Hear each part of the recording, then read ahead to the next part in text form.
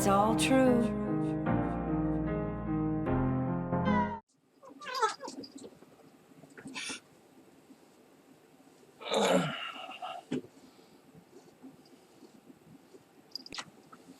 Misbehaving cat. Alright. Come on now. We need to talk about The Mandalorian. Alright. The Mandalorian. So I wanted to talk about this series for just a bit because a lot of things about it I thought were very interesting, and I need to get this out of my head. One, spoiler-free review. No spoilers, although I might do one just so I can talk about the finer points of this. Two, Disney Plus. I just got Disney Plus, like I'd actually been waiting for it for a while, and now that I have it, it's more and less interesting than I thought it would be. I was expecting from day one to be able to watch Toy Story 4, which I haven't seen. It's not available. None of the planned content for the new original stuff. Very little of it's available yet. Like I was, waiting for some of the other Marvel stuff, or it's no new Marvel stuff. Just the movies and what have you. So, on the flip side, there's stuff I had forgotten existed that, or I didn't realize it was in there. The fucking 1979 Spider-Woman, the cartoon. I want to see that. That's a thing I gotta see. As near as I could tell, all of the Spider-Man, Spider-Man and His Amazing Friends, the original Spider-Man cartoon, the 1995 one, I think, 1995, I think. As near as I can tell, they're freaking all here. So, cartoon-wise, this is fascinating. In addition to The Simpsons, National Geographic, blah, blah, blah, blah, blah. As far as a big, huge nerd, I was hoping for other stuff, but I'll just have to wait. But The Mandalorian did drop day one, and I started watching it like this morning. One aside on Disney Plus, it actually saves your place really well. I noticed in Netflix, if I stop watching for something for a while, it just loses its place and just loses the connection and just gives up. At some point, I was paused watching The Mandalorian, had to go do work for a few hours, came back, started up like that. Kudos there. As far as The Mandalorian goes, this may be the most Star Wars-ish thing I have seen since 1983, possibly 1980. In my head, my thinking went like this, that Star Wars itself is it's a space opera. It's a specific kind of space opera. And absent the Skywalker trilogy, the Skywalker epic or whatever, it's a different kind of movie. Rogue One was not a space opera. It was a war movie. It was a sci-fi war movie, and a very, very good one. But that's a different kind of movie. And that's fine. I love Rogue One. Love it. Love it to death. But it's a different kind of movie. I expected the same thing from this film. That I'd see it, I'd enjoy it, it looked very cool, but it would be a very different, it wouldn't be a Star Wars-y sort of thing. Holy shit.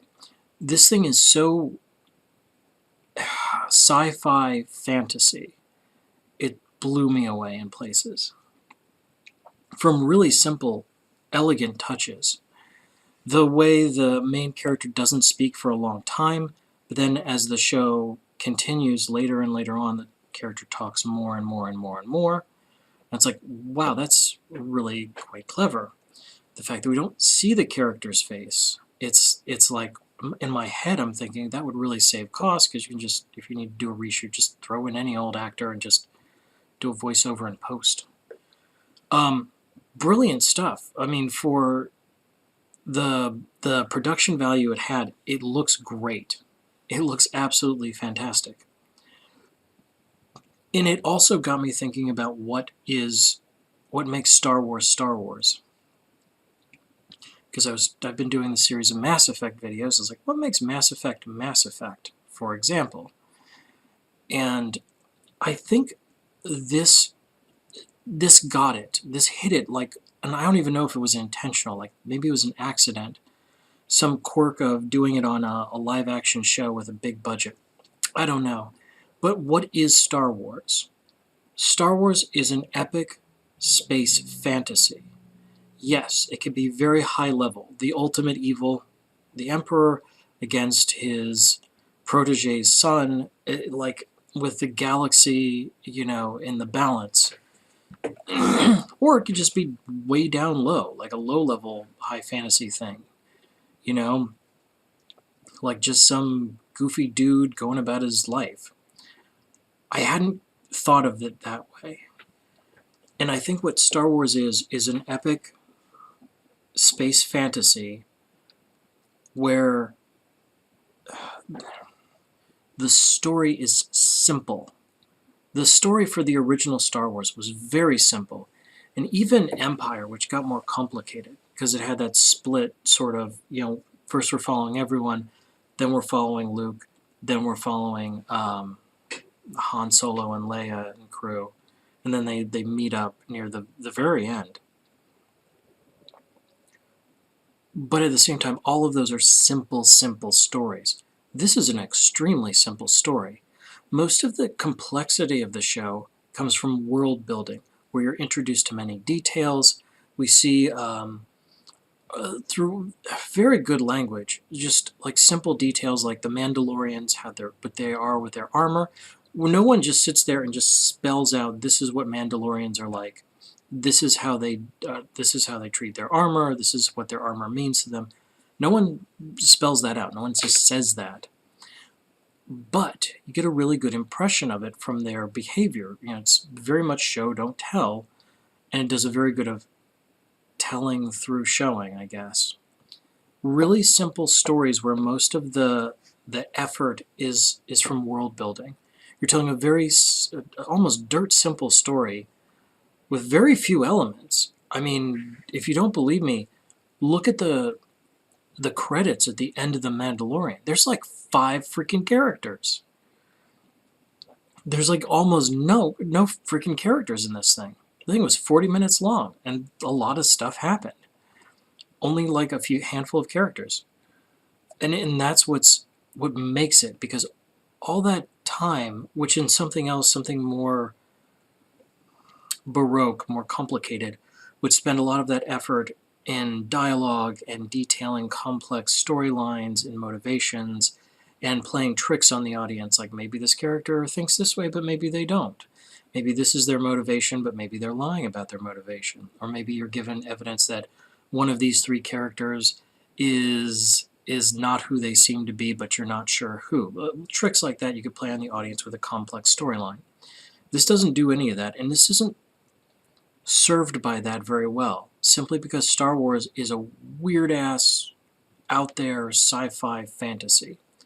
It's high science fiction. At the very limits of science fiction shouldn't be able to do this. Like it is the opposite of hard science. And at the same time, you have space magic. It is far removed from normal reality. But so it spends all of its time kind of describing the world, like explaining what it's like and showing us details. And this show does all of that.